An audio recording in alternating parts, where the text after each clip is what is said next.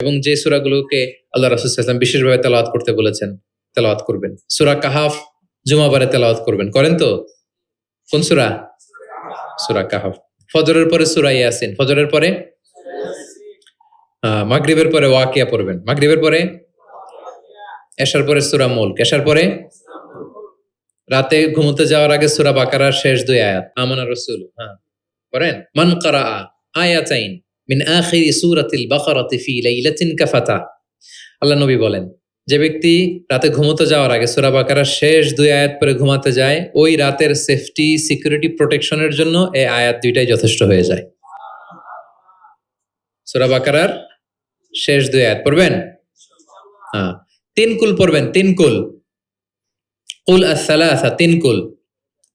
কুল হুয়াল্লাহু আহাদ, কুল আউযু বিরাব্বিল ফালাক, কুল আউযু বিরাব্বিন নাস।